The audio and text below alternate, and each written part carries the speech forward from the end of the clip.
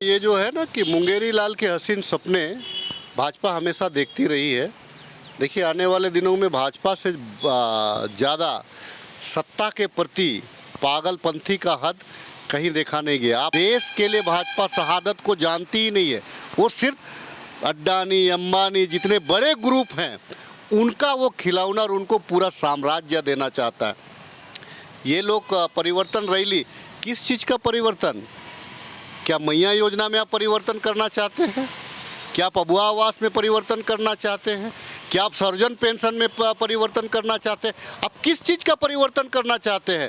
झारखंड में जल्द ही विधानसभा चुनाव होना है। तारीख की घोषणा तो नहीं हुई है, लेकिन उसके बावजूद भी लोग अपने अपने पार्टी को कैसे जिताएं, अपने उम्मीदवार को कैसे जिताएं, उसको लेकर जबरदस्त तरीके से मंथन, गंभीर चिंतन मंथन और तरह तरह की रणनीतियां बनाई जा रही है। स्टेट नहीं पूरे प्रदेश, स्टेट नहीं पूरे देश स्तर के नेता का झारखंड के रामगढ़ में भी आगमन हो रहा है। आज उसी दौर में रामगढ़ पहुंचे हमारे खिजरी विधानसभा के विधायक श्रीमान राजेश कच्छप जी। बहुत बहुत स्वागत पहले आपका कि रामगढ़ में आज आप पहुंचे हैं, अपने लोगों के बीच में आज मौजूद हैं। और इनके बगल में रामगढ़ विधानसभा के पूर्व विधायक और जिनको आंदोलनकारी नेत्री के नाम से जाना जाता था, वो यहाँ पर मौजूद है। ममता देवी जी, जिला अध्यक्ष महोदय आसिफ इकबाल साहब और कई लोग यहाँ पर मौजूद हैं जो इनके स्वागत में मौजूद हैं। सर, सबसे पहले तो रामगढ़ आप आए हैं, क्या प्रयोजन सर आपका?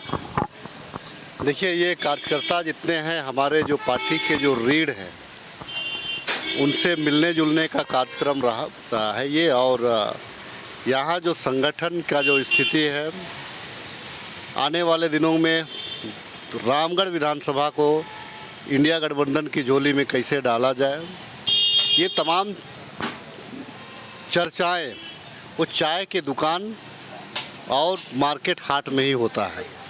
निश्चित तौर से आज रामगढ़ आने का सौभाग्य मिला है और यहाँ आने के क्रम में पता चल रहा है कि संगठन भी मजबूत है। लोगों ने भी मन बनाया है कि इस बार रामगढ़ से इंडिया गठबंधन का जो उम्मीदवार होगा उसका विजय होना निश्चित है। पिछली बार सर रामगढ़ में कांग्रेस से यहाँ पर टिकट मिला, कांग्रेस से आपके विधायक यहाँ पर चुनाव जीती, उपचुनाव हुआ, इनको जेल जाना पड़ गया, उसके कारण उपचुनाव हुआ, फिर से दूसरे लोग आ गए। बगल में सर यहाँ पर झारखंड मुक्ति मोर्चा का भी जिला समिति का बैठक चल रहा है और वहाँ पे बुलंद नारा दिया जा रहा है कि रामगढ़ विधानसभा, मांडू और बड़का गांव हमारे खाते में होगा और उसके लिए हम लोग संघर्ष करेंगे।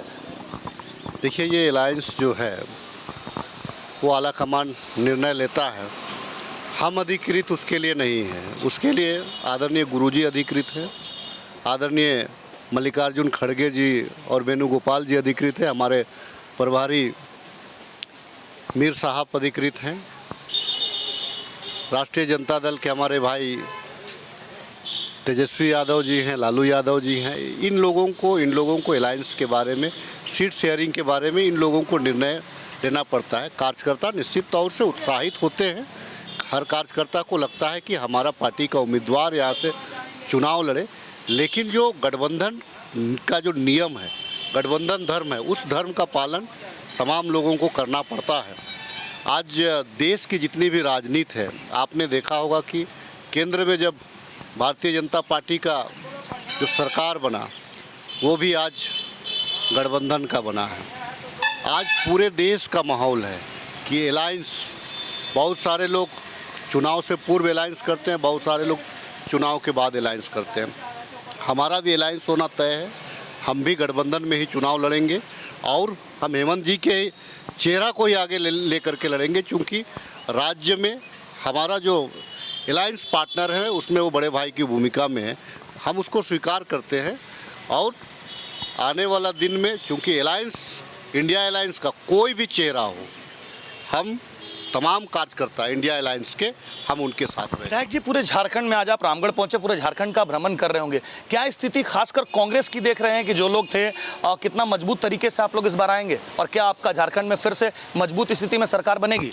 देखिए कांग्रेस की मजबूती का अंदाज़ा आप इस बात से लगा सकते हैं कि अभी जितने भी रायशुमारी चल रही है, तो रायशुमारी चल रही है उसमें टिकट का जो आवेदन जो लिया गया हर विधानसभा से मुझे लगता है कि कहीं पे 25, कहीं पे 30, कहीं पे 10, कहीं पे 15, इस प्रकार से लोगों ने प्रत्याशी बनने का इच्छा जाहिर किया। इसीलिए प्रत्याशी बनने का इच्छा जाहिर किया कि उनको लगता है कि हमको अगर पार्टी टिकट देगी तो पार्टी के जो कार्यकर्ता हैं वे हमको जिता करके विधानसभा भेजेंगे। आने वाले दिनों में इससे साबित होता है कि झारखंड प्रदेश में कांग्रेस का जड़ बहुत मजबूत, बहुत गहरा है।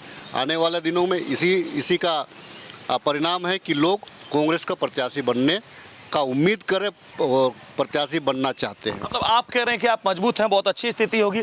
भाजपा परिवर्तन संकल्प यात्रा निकाल रही है, हर मंडल पर वो जाएगी और आपके द्वारा जो किए गए वादे थे, चाहे आप नौकरी की बात करें नहीं पूरा किए, चाहे आप महिलाओं की बात करें तो महिलाओं के विरोधी भी आप हैं, ये भाजपा के लोग कह रहे हैं, क्योंकि 7,000 से ज़्यादा महिलाओं के उत्पीड़न, बलात्कार और शोषण जैसे मामले दर्ज किए गए हैं।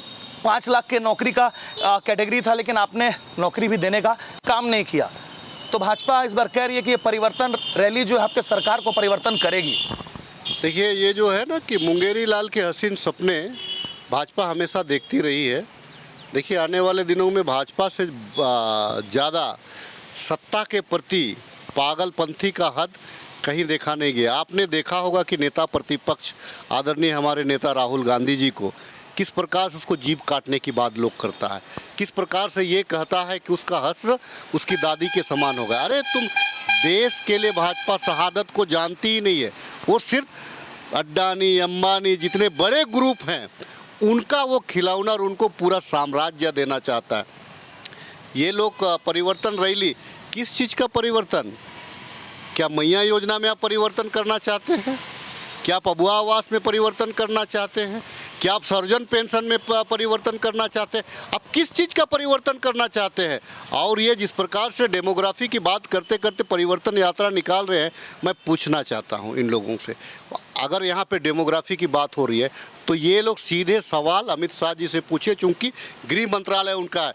असम के सीएम जो है यहाँ पे रोज़ आ रहे हैं, जो यहाँ के सह प्रभारी हेमंत बिस्वा शर्मा जी, उनके बॉर्डर से सटा हुआ है आपको बांग्लादेश। उनसे पूछिए कि वहाँ से अब बांग्लादेश के लोग कैसे आ रहे हैं।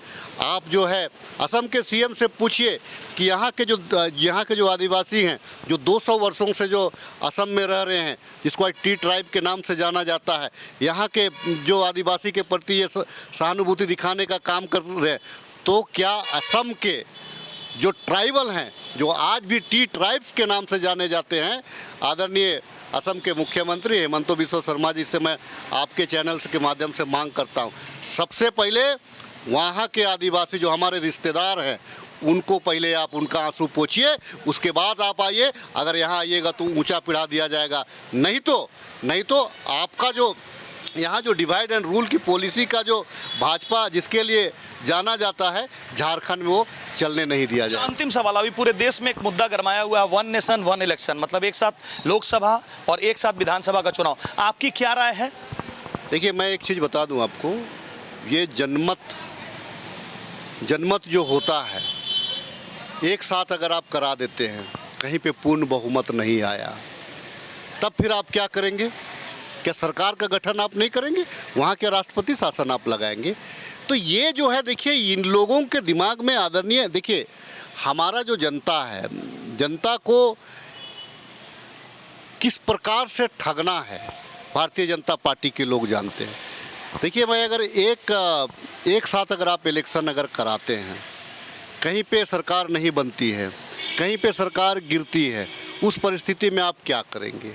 क्या उनको 3.5 साल का कार्यकाल देंगे? क्या 4 साल का कार्यकाल देंगे?